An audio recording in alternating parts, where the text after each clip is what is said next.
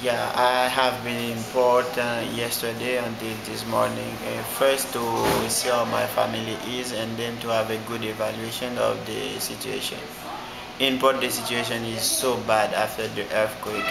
There are dead persons everywhere, no water, no light, no hospital functioning, no organized system. That's the reason I think that a good reference system, they started with a conch and engine. We started to receive some injuries, some bone fractures. We have just received a member of the Haitian parliament for support.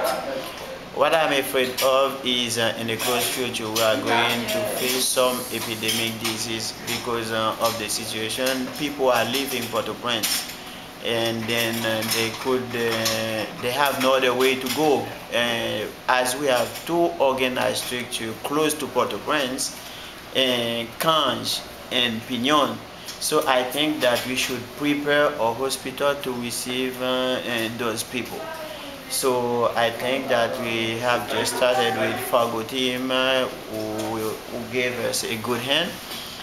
But now the problem is how we are going to handle the other issues in the close future.